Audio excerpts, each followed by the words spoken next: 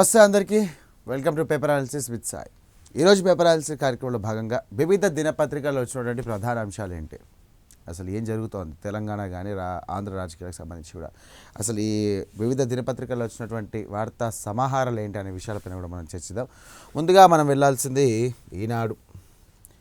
ఈనాడుకి సంబంధించిన చూసుకున్నట్టయితే ఏటా ఉగాదికి జాబ్ క్యాలెండర్ 20 లక్షల ఉద్యోగాల కల్పన హామీ నెరవేరుస్తామని చెప్పేసి సీఎం చంద్రబాబు అన్నారు. సో శ్రీ పరాభావ రామ సంవత్సరంలో ప్రజలందరూ కూడా మంచి జరగాలి, తెలుగు జాతిని అగ్రస్థానంలో నిలిపేలా సంకల్పం తీసుకుందాం. ఉగాది వేడుకల్లో ముఖ్యమంత్రి చంద్రబాబు 38 మందికి కళారత్న, 112 మందికి కూడా ఉగాది పురస్కారాల ప్రదానం. అమరావతి నిర్మాణం నిరంటంకం, అలాగే రాష్ట్ర ప్రగతికి ఢోకా లేదు, పాడి పంటలకు లోటు లేదు, పరాభావ నామ సంవత్సర ఫలితాలను కూడా వివరించిన నాగఫణి శర్మ. ఏటా కూడా ఉగాది రోజున జాబ్ క్యాలెండర్ విడుదల చేస్తామని ముఖ్యమంత్రి చంద్రబాబు వెల్లడించారు. ఏపీపీఎస్సీ ద్వారా 10,060 ఉద్యోగాలు భర్తీ చేసినందుకు కూడా ఈసారి జాబ్ క్యాలెండర్ విడుదల చేసినట్టుగా ఆయన ప్రకటించారు. మే 15 నుండి కూడా అక్టోబర్ వరకు కూడా వివిధ నోటిఫికేషన్ల ద్వారా ఉద్యోగాలు భర్తీ చేస్తామని వివరించారు. 20 లక్షల ఉద్యోగాల కల్పన హామీ నిర్వహిస్తామని అన్నారు. ఉగాది పచ్చడి జీవితాలను ప్రారంభిస్తుందని, ఇక ప్రతిబింబిస్తుందని, షడ్రుచుల తరహాలు జీవితంలో కూడా కష్టసుఖాలు ఉంటాయని చెప్పేసి ఆయన అభిప్రాయపడ్డారు. 2047 నాటికి తెలుగు జాతిని అగ్రస్థానంలో నిలిపేలా సంకల్పం తీసుకుని ముందడుగు వేద్దామని చెప్పేసి ప్రజలకు పిలుపునిచ్చారు. ఇక విజయవాడలోని తుమ్మాలపల్లి కళాక్షేత్రంలో నిర్వహించినటువంటి శ్రీ పరాభావనామ సంవత్సర ఉగాది వేడుకల్లో సీఎం చంద్రబాబు నాయుడు, అలాగే మంత్రులు ఆనం రామనారాయణ రెడ్డి, కందుల దుర్గేష్, ఇతర ప్రజాప్రతినిధులు కలిసి సీఎం పంచాంగ శ్రవణం చేశారు. ప్రతి సంవత్సరంలో ఉగాది రోజు కూడా ఖచ్చితంగా జాబ్ క్యాలెండర్ విడుదల చేస్తామని చెప్పేసి ప్రకటించడం జరిగింది. ఎన్నికల్లో ఇచ్చినటువంటి హామీ మేరకు కూడా 20 లక్షల ఉద్యోగాలు భర్తీ లక్ష్యంగా కూడా సో ఈ జాబ్ క్యాలెండర్ ఉంది. వివిధ కేటగిరీలకు సంబంధించినటువంటి అంశాల్లో చూసుకుంటే 10,060 ఉద్యోగాలు కూడా విడుదల చేయడం జరిగింది. మరో అంశాన్ని చూసుకున్నట్టయితే గల్ఫ్కు గజ ఖతర్లోని కీలక రస్ లఫాన్ గ్యాస్ క్షేత్రం సహా చమురు రిఫైనరీలపై ఇరాన్ భీకర దాడులు. ఇజ్రాయెల్లో లక్షల మంది షెల్టర్లలోకి, ఉత్తర ప్రాంత విద్యుత్ గ్రిడ్పై దాడి. సౌత్ ఫార్స్ గ్యాస్ క్షేత్రంపై ఇజ్రాయెల్ దాడితో ఇరాన్ ప్రతీకారం. ఇక సౌదీ అరేబియాలో రియాద్లో చమురు సంస్థ అరామ్కోలో సమీపంలో చెలరేగిన మంటలు. ఇజ్రాయెల్ దాడితో ఇరాన్లో బషార్ ప్రావిన్స్లో మంటలు చిక్కున్న సౌత్ పర్స్ గ్యాస్ క్షేత్రం. సో చమురు నిక్షేపాలకు సంబంధించి కూడా చమురు ఉన్నటువంటి దాంట్లోనే ఈ యొక్క ఇరాన్ దాడులు చేస్తూ ఉంది. అదే దీనికి సంబంధించి కూడా భీకరమైన దాడులు. విషయం ఏంటంటే ఇప్పటివరకు దాదాపు చాలామంది అమాయకులు చచ్చిపోతూ ఉన్నారు. ఎందుకంటే ప్రతీకార దాడుని లక్ష్యంగా ముందుకు సాగుతున్నటువంటి యుద్ధం ఇంకా ఎన్ని రోజులు జరుగుతుందో కూడా దాదాపు 3 వారాలకు దగ్గర వచ్చేసింది. సో ప్రతీకార దాడుల కిందగానే చూడాలి, ఎందుకంటే ఇటు అమెరికా వర్సెస్ ఇజ్రాయెల్ వర్సెస్ అన్నట్టుగా అయిపోయింది అన్నట్టు. సో మధ్యలో ఇరాన్ చాలా బలైపోతుంది. ప్రపంచ దేశాల్లో కలవరం. $118 తగ్గినటువంటి చమురు ధర. ప్రపంచ స్టాక్ మార్కెట్లో భారీ పతనం. పశ్చిమాసియాకు అమెరికా సైనికులు మరింత తీవ్రం కానున్న యుద్ధం. పలు దేశాల నేతలతో మాట్లాడిన మోదీ హార్మోజ్లో సురక్షిత నౌకాయానానికి సహకరిస్తామన్న ఐరోపా దేశాలు, జపాన్. సో పశ్చిమాసియా యుద్ధం పతాక స్థాయికి చేరింది. గల్ఫ్లోని చమురు, గ్యాస్ క్షేత్రాలపై కూడా గురువారం ఇరాన్ చేసినటువంటి భీకర దాడులు కల్లోలం రేపాయి. పలు రిఫైనరీలు మంటలు చిక్కుకున్నాయి. నౌకలపైన ఇరాన్ దాడులతో విరుచుకుపడింది. ఇజ్రాయెల్పై వరుస దాడులు చేసింది. అత్యంత కీలకమైనటువంటి చమురు వ్యవస్థలపై దాడులతో ప్రపంచ దేశాల్లో కల్లోలం రేగింది. ఇక బ్యారెల్ ముడి చమురు ధర ఒక దశలో $118 చేరింది. స్టాక్ మార్కెట్లో భారీగా పతనమయ్యాయి. ఒక్క రోజులోనే భారత్లో 12 లక్షల కోట్లకు పైగా సంపద ఆవిరైంది. మామూలు విషయం కాదు, 12 లక్షల కోట్ల సంపద అంటే మామూలు విషయమా? మరోవైపు పశ్చిమాసియాకు 1000 మంది సైనికులకు పంపాలని చెప్పేసి అమెరికా నిర్ణయించినట్టుగా వచ్చినటువంటి వార్తలు మరింత కలవరం రేపాయి. ఇక భూతల పోరు మొదలైతే కనుక యుద్ధం ఎంతకాలం కొనసాగుతుందనే ఆందోళన పెరిగాయి. నిజమే అది కూడా. నిరుద్యోగ యువతకు భరోసా. 10,060 పోస్టులతో జాబ్ క్యాలెండర్ విడుదల చేసిన సర్కార్ 4 విడతల్లో 41 నోటిఫికేషన్లతో ఉద్యోగాల భర్తీ. పాఠశాల విద్యాలలో అత్యధికంగా 3,004, హోంశాఖలో 2,778 పోస్టులు. నైపుణ్యం పోర్టల్లో వివరించిన వివరాలతో నమోదుతో అభ్యర్థులకు ప్రకటన సందేశాలు. యువగలం పాదయాత్రలో హామీని నెరవేర్చామన్న మంత్రి లోకేష్. నిన్న జరిగినటువంటి ఏదైతే జాబ్ క్యాలెండర్ సంబంధించినటువంటి అంశం ఇది. సో ఖచ్చితంగా కూడా యువగలం పాదయాత్రలో అప్పుడు చేసినటువంటి నారా లోకేష్ తీసుకున్నటువంటి ఏదైతే యువగలం పాదయాత్రలో భాగంగా అప్పుడు ఇచ్చినటువంటి హామీ కానివ్వండి, ఎన్నికల్లో ఇచ్చినటువంటి హామీ మేరకు కూడా ప్రతి సంవత్సరం ఖచ్చితంగా ఉద్యోగాలు భర్తీ చేస్తాం. వివిధ దశల్లో కూడా అంటే ఈ ఉగాది నుండి వచ్చే ఉగాది వరకు కూడా వివిధ దశల్లో కూడా ఖచ్చితంగా మరిన్ని నోటిఫికేషన్ చేస్తామని చెప్పేసి క్లారిటీ ఇస్తున్నారు. సో అంతర్జాతీయ సినిమాకు గమ్యం హైదరాబాద్. గద్దర్ ఫిలిం అవార్డు వేడుకల్లో తెలంగాణ సీఎం రేవంత్. తెలంగాణ గద్దర్ సినీ అవార్డుల ప్రధానోత్సవంలో చిరంజీవికి ఎన్టీఆర్ జాతీయ సినీ పురస్కారాన్ని అందిస్తున్న సీఎం రేవంత్ రెడ్డి. బాలీవుడ్ నటి మాధురి దీక్షిత్ పైడి జయరాజ్ పురస్కారం అందుకుంటున్న కమల్ హాసన్, జయసుధకు అక్కినేని నాగేశ్వరరావు ఫిలిం అవార్డు అందిస్తున్నటువంటి నాగార్జున. ప్రపంచ సినీ పరిశ్రమను తెలంగాణకు రప్పించాలని మేము కృషి చేస్తున్నాం. అత్యాధునిక సాంకేతిక పరిజ్ఞానం ఇక్కడ అందుబాటులో ఉంది. నెట్ఫ్లిక్స్ హైదరాబాద్లో జీసీసీ పెట్టిందంటే ఇక హాలీవుడ్ ఇక్కడికి వచ్చినట్టే. హైదరాబాద్ వేదికగా అంతర్జాతీయ సినిమాల నిర్మాణాన్ని మా ప్రభుత్వం ప్రోత్సహిస్తుంది. సినిమాలకు సంబంధించి కూడా వేరువేరు చోట్లకు అనుమతుల కోసం తిరగాల్సిన పని లేకుండా సింగిల్ విండో విధానాన్ని కూడా తీసుకొస్తాం. కథ వస్తే సమస్తం పూర్తి చేసుకుని బయటకు వెళ్ళారా అన్నట్టు. అంబరాన్ అంటినటువంటి సంబరం గద్దర్ సినీ ప్రముఖోత్సవంలో అన్నట్టు ఒక ఇవ్వడం జరిగింది. సో మొత్తం మీద ఇది గద్దర్ ఫిలిం అవార్డు సంబంధించి కూడా చాలా పెద్ద ఎత్తున కూడా అంబరాలు అండిపోయినాయి నిజంగా చెప్పాలంటే. చిన్న స్థాయి సినిమాలు ఉండి పెద్ద స్థాయి వాళ్ళు ఉన్నటువంటి వ్యక్తులకు కూడా ప్రత్యేకమైనటువంటి గుర్తింపు దక్కింది. పసిడి వెండి ధరలు భారీగా తగ్గాయి. ఇక పసిడి వెండి ధరలు భారీగా తగ్గి వచ్చాయి. ఇక భారత కాలమానం ప్రకారం గురువారం రాత్రి 11:55 ఇక ఔన్స్ అంటే 31.10 గ్రాముల మేలిమి బంగారం ధర $222 క్షీణించి $4,608 ఔన్స్. వెండి ధర వచ్చేసి $5 తగ్గి $71 పరిమితమైంది.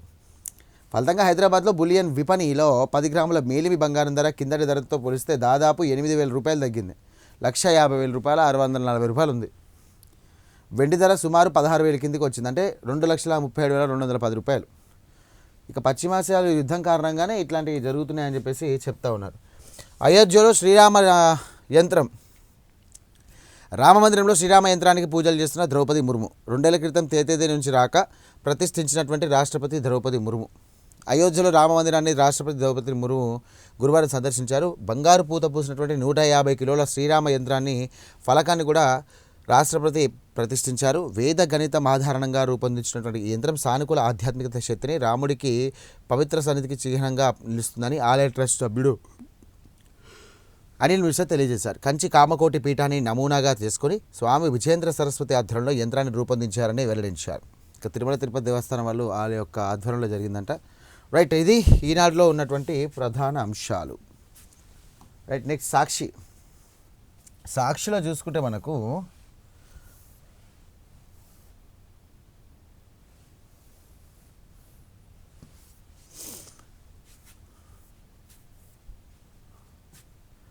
సాక్షిలో దాదాపుగా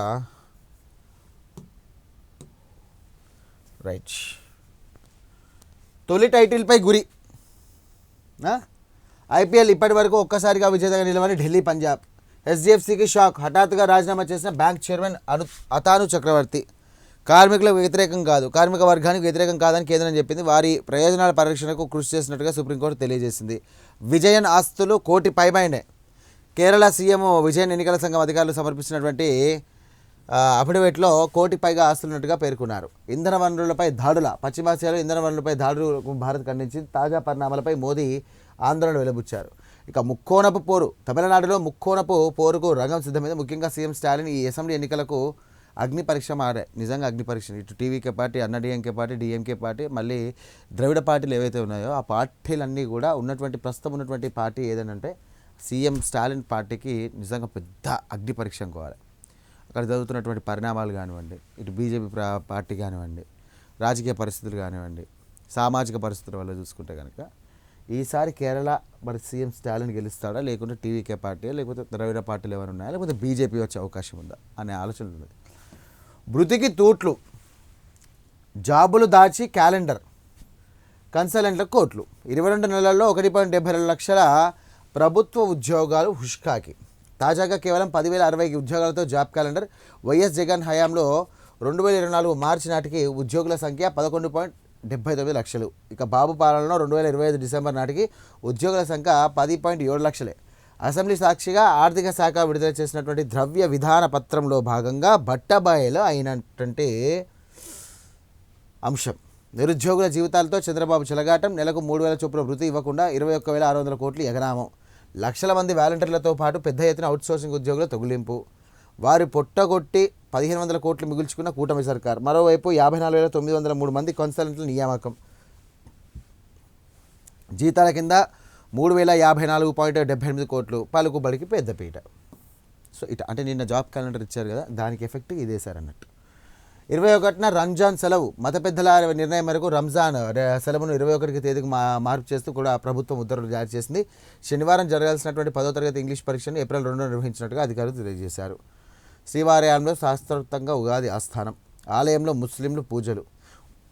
ఉగాదిని పురస్కరించుకొని పెద్దగా సంఖ్యలో ముస్లింలు దేవుని కడప శ్రీ లక్ష్మీ వెంకటేశ్వర స్వామి ఆలయాన్ని దర్శించుకున్నారు. కడపరాయని ఆలయంలో అమ్మవారిని బీబీ నాంచారిగా భావిస్తూ అమ్మవారు స్వామివారి పూజల్లో ముస్లింలు పాల్గొన్నారు. సాగర తీరంలో షార్కుల వేట. విశాఖ షిప్పింగ్ హార్బర్ సాక్షిగా షార్క్ అక్రమ రవాణా పెద్ద ఎత్తున సాగుతోంది. ఇక అంతర్జాతీయంగా ఎంతో డిమాండ్ ఉన్నటువంటి షార్క్ ముప్పలు కోసం మత్స్యకారుల రూపంలో వేటగాళ్ళు సాగర గర్భాన్ని జల్లెడపడుతున్నారు. ఇక దళారులు వాటిని కోట్లాది రూపాయలకు విదేశాలకు తరలిస్తున్నారు. ఇది తాడేపల్లిలోని వైఎస్ఆర్సీపీ కేంద్ర కార్యాలయంలో జరిగినటువంటి ఉగాది వేడుకల్లో దేవుళ్ళ చిత్రపటాలకు హారతులు ఇస్తున్నటువంటి వైఎస్ జగన్ దంపతులు. పరాభావ నవ సంవత్సరంలో తెలుగు ప్రజలందరూ కూడా మంచి జరగాలి. వైఎస్ఆర్సీపీ కేంద్ర కార్యాలయంలో ఘనంగా ఉగాది వేడుకలు. హాజరైన మాజీ సీఎం జగన్, వైఎస్ భారతి దంపతులు సాంప్రదాయ పంచకట్టు భుజాన కండువతో జగన్ హాజరు. వారికి పూర్ణ కొమ్మతో స్వాగతం పలికినటువంటి వేద పండితులు. తెలుగు ప్రజలందరూ కూడా శుభాకాంక్షలు తెలిపిన వైఎస్ జగన్. రైట్, ఇంకా అంశం చూసుకుంటే ఆయిల్ షాక్, బేర్ అటాక్, పశ్చిమాసియా యుద్ధ ప్రకంపనల ఎఫెక్ట్, చమురు ధరలు భగ్గు, మళ్ళీ బ్యారెల్ $119. కుప్పకూలిన స్టాక్ మార్కెట్లు. సెన్సెక్స్ 2497 పాయింట్లు డౌన్. పసిడి వెండి ధరల భారీ పతనం. నిజంగా చెప్పాలంటే ఇటు Iran versus Israel and America దాడులు ఏమో కానీ ప్రపంచ దేశాలు కుదులైపోతున్నాయి. అక్కడెక్కడో బాంబులు వెళ్తే ఇక్కడ మన భారతదేశంలో మంటలు రగులుతున్నాయి అనే టైప్లో మాట్లాడుతుంది ప్రతి ఒక్కరు. ఎందుకంటే ఇటు గ్యాస్ కానీ అంతర్జాతీయంగా చమురు నిల్వలు కానివ్వండి, భారతదేశంలో చమురు వ్యవస్థ పైన కూడా కానివ్వండి చాలా ఎఫెక్ట్ పడింది. మధ్యతరగతి ఉన్నటువంటి వ్యక్తి ఎవడైతే ఉన్నారో ఆ వ్యక్తి చాలా ఇబ్బంది పడ్డటువంటి పరిస్థితి. ఇప్పటికీ ఇంకా గ్యాస్ సరైన స్థాయిలో దొరకట్లేదని చెప్పేసి కూడా ఒక వార్తలు ఉన్నాయి.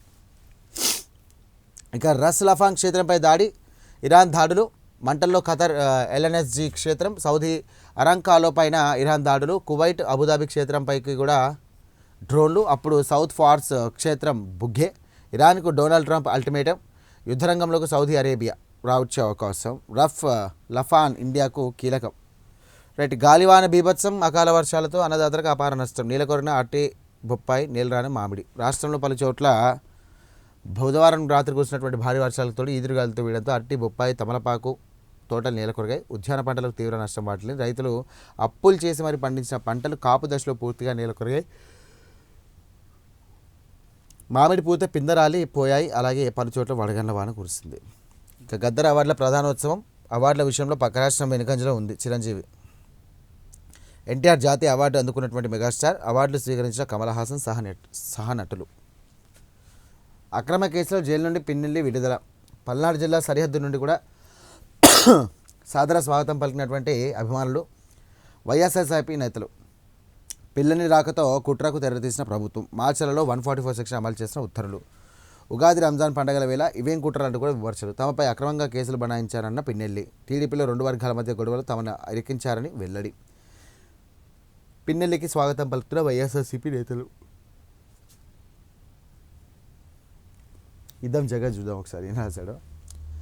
ఇరాన్ యుద్ధం కోసం 18 లక్షల కోట్లు కావాలి. అమెరికా పార్లమెంటుకు పెంటగాన్ నివేదిక.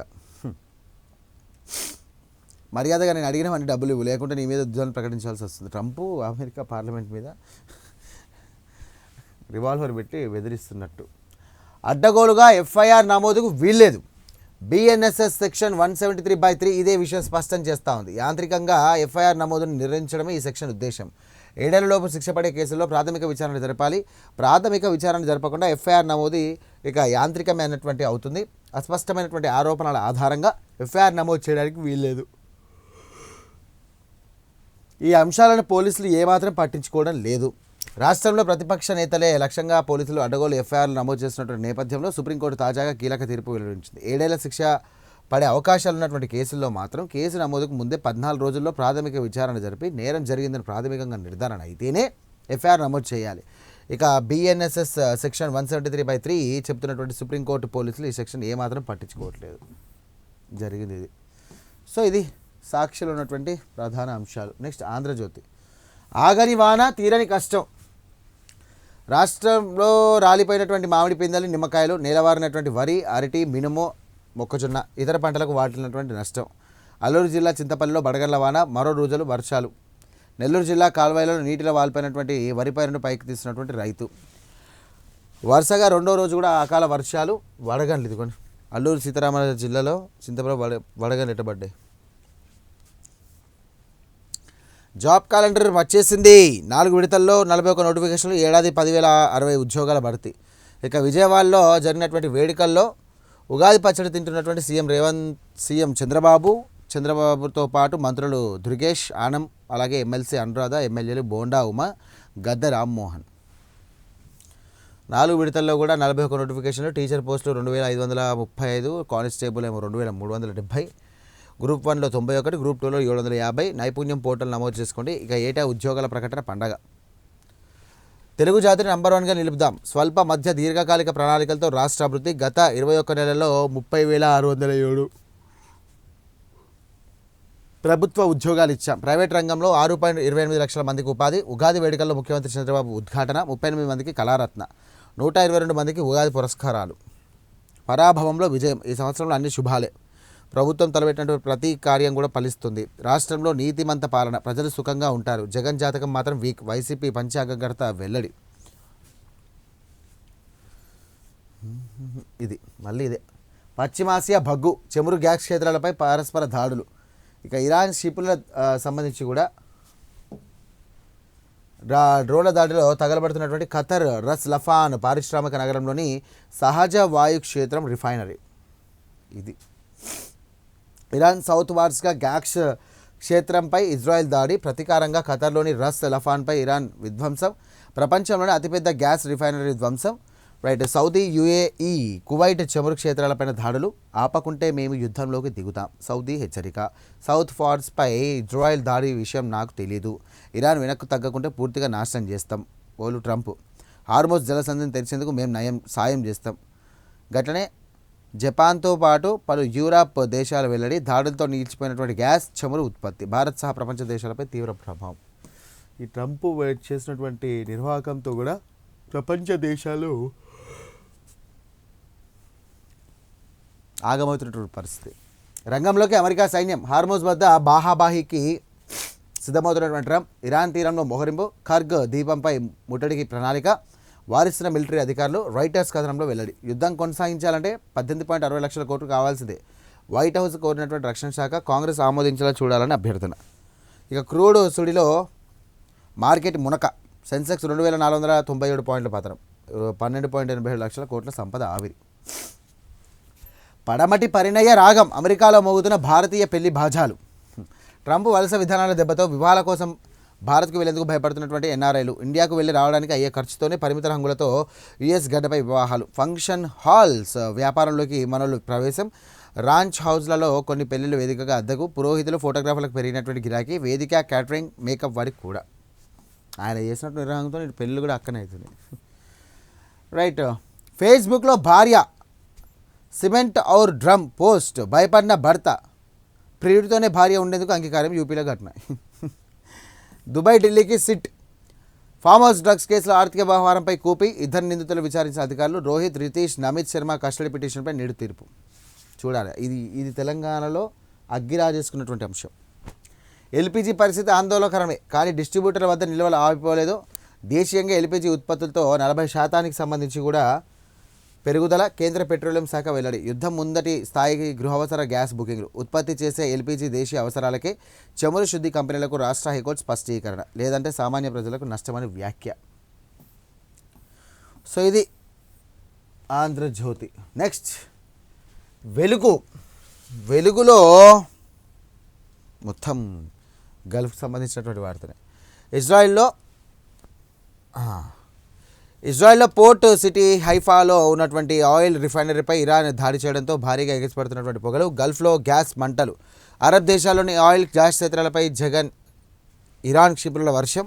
సౌత్ పార్స్ గ్యాస్ ఫీల్డ్పై ఇజ్రాయెల్ దాడికి ప్రతీకారం. ఖతర్లోని ప్రపంచంలోని అతిపెద్ద రౌస్ లఫాన్ ఎల్ఎన్జీ ప్లాంట్పై అటాక్. భారీ స్థాయిలో దెబ్బతిన్న ప్లాంట్. అది గ్యాస్కి సంబంధించిన అంటే ఇరాన్కి సంబంధించినటువంటి గల్ఫ్ యుద్ధాలకు. ఇరాన్ దాడితో ఖతర్లోని రాస్ లఫాన్ గ్యాస్లో హబ్లో పేలుడు. ఎగిసిపడుతున్నటువంటి మంటలు. మేమంతా హ్యాపీగా ఏం లేం. మన దేశ ప్రజలు ఏమాత్రం హ్యాపీగా లేరు, అలాగని మరీ బాధలో లేరు. సంతోషంగా ఉండడంలో భారత్ గతేడాది కంటే కాస్త మెరుగుపడిందని గురువారం విడుదలైనటువంటి వరల్డ్ హ్యాపీనెస్ రిపోర్ట్ వెల్లడించింది. యునైటెడ్ నేషన్ ఆధ్వర్యంలో సస్టైనబుల్ డెవలప్మెంట్ సొల్యూషన్స్ నెట్వర్క్ ఏటా మార్చి 20న కూడా వరల్డ్ హ్యాపీనెస్ రిపోర్ట్ జాబితాను విడుదల చేస్తుంది. ఈసారి మొత్తం 147 దేశాలతో జాబితా వెలువడింది. అందులో మన దేశం 116వ స్థానంలో నిలిచింది. అయితే నేపాల్ 99, పాకిస్తాన్ 104 కంటే ఇండియా వెనుకబడి ఉండడం చర్చాంశమైంది. రోడ్డు పైన పానుమిన ఇండియన్స్కు 3 లక్షల ఫైన్. అబ్బో. లండన్లోని కింగ్స్ బారీ అలాగే నార్త్ వెంబ్లీ ప్రాంతంలో రోడ్లపైన పానుమిన 2 భారతీయులకు అక్కడి అధికారులు 1.45 లక్షల చొప్పున జరిమానా విధించారు. మొదట 10,500 చొప్పున విధించగా వీళ్ళిద్దరు కోర్టుకు వెళ్ళడంతో ఫైన్ పెరిగింది.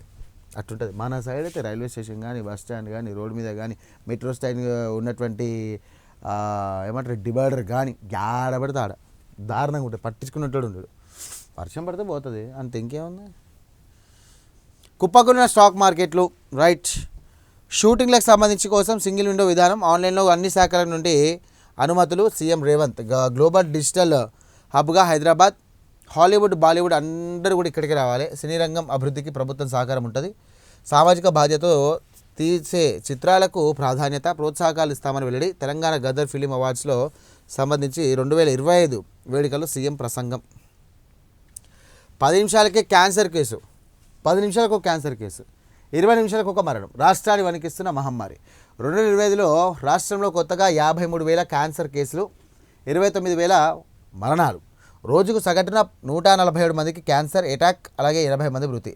ఐసీఎంఆర్ ఎన్సీఆర్బీ అంచనాల ప్రకారం రాజ్యసభలో వెల్లడించిన కేంద్రం. కలుషిత నీరు, ఫ్యాక్టరీ వ్యర్థాలు, పురుగుల మందులతో పేగు క్యాన్సర్లు. ఐసీఎంఆర్.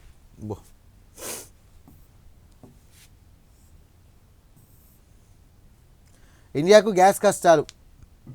ఖతర్లోని రాస్ లఫాన్పై ఇరాన్ దాడితో పెరగనున్న కొరత. ప్రపంచ ఎల్ఎన్జీ సరఫరాలో 20% ఇక్కడ నుండి. భారత గ్యాస్ అవసరాల్లో 40 నుండి 47% ఖతర్ నుండి. ఎరువులు, విద్యుత్, వంట గ్యాస్ పరిశ్రమలపై తీవ్ర ఎఫెక్ట్.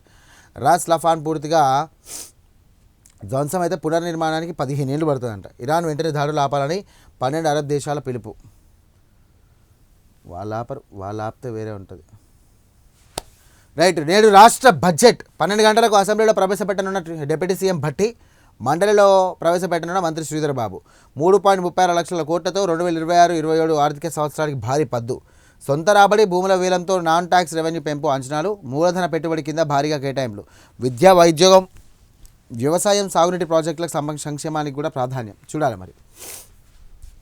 14 జిల్లాలకు కాంగ్రెస్ కమిటీలు ప్రకటించిన పీసీసీ చీఫ్. మరో 19 జిల్లాల కమిటీలు పెండింగ్. సామాజిక న్యాయానికి పెద్దపీట, పార్టీకి చేసిన సేవలకు గుర్తింపుగా పదవులు. మహేష్ కుమార్ గౌడ్. శ్రీరామనవమి తర్వాత కొత్త పార్టీ అజెండాపై కసరత్తు చేస్తున్నాం. కవిత. గాంధీజీ సర్వోదయ సిద్ధాంతాన్ని అధ్యయనం చేస్తున్నా. అలాగే కాంగ్రెస్ ఇతర బీజేపీ ఇతర పార్టీలతో ముందుకెళ్తాం. నాది ప్రజల ఎజెండా. సమస్యలపై పోరాటంలో రాజీ ఉండదు. ఆదిలాబాద్, నిజామాబాద్, ఖమ్మంలో మా ఎఫెక్ట్ ఉంటుంది. రైట్. మీడియాతో చిట్చాట్లో వ్యాఖ్యలు. కవిత. చూడాలి. తెలంగాణ జాగృతి ప్రజల పార్టీ, తెలంగాణ జాగృతి పార్టీయా తెలియదు కానీ ఖచ్చితంగా కూడా పార్టీ ఉద్దేశంలో కూడా ఇటు కల్వకుంట్ల కవిత ఉంది. మరి దీనికి సంబంధించి కూడా రాజకీయంగా ఆమె ఓట్ల చీలిక జరుగుతుందని చెప్పేసి అంటున్నారు. కేసీఆర్ మీద ఉన్నటువంటి ఒక అభిమానంతో, కవితకు ఉన్నటువంటి ఫాలోయింగ్తో, కవితకు ఉన్నటువంటి క్యాడర్తో బహుశా రాబోయే 2029 ఆ టైంలో 2029 ఇంకా 3 సంవత్సరాలు ఉంది. 2029లో ఖచ్చితంగా జరిగే ఎన్నికలలో కవిత కొంచెం ప్రభావం చూపే అవకాశం ఉంది. చూడాలి మరి. అంటే రాజకీయాలకు సంబంధించి కూడా ఎవరైనా పార్టీ పెట్టుకోవచ్చు. దానికి సంబంధించి ప్రభుత్వాన్ని ప్రశ్నించవచ్చు. ప్రశ్నించే హక్కు ప్రతి ఒక్కరికి ఉందనే ఉద్దేశంతో మళ్ళొకటి రాజకీయాలలో ఎప్పుడు ఏదైనా జరగచ్చు. అసలు నెవర్ ఎక్స్పెక్టెడ్ ఎవరు కూడా అట్లా. సో తెలంగాణ రాజకీయాలు రోజు రోజుకు మారుతూ ఉన్నాయి. మరి రేపు బడ్జెట్కి సంబంధించినటువంటి ఇవాళ బడ్జెట్కి సంబంధించినటువంటి పద్దుంది కదా, రేపు ఎలాంటి ఉంటుంది, అలాగే ఏ శాఖలకు కానివ్వండి, ఏ రంగాలకు సంబంధించి కూడా ఎట్లాంటి బడ్జెట్కి సంబంధించి కేటాయించాలనేది అందరూ కూడా ఆసక్తిగా ఎదురు చూసినటువంటి అంశం. సో చూసారు కదా, ఇది ఇవాల్టి పేపర్ అనాలిసిస్ ప్రత్యేక కార్యక్రమం. మరో అంశంతో మళ్ళీ కలుద్దాం. అంతవరకు చూస్తుండండి ప్రైమ్.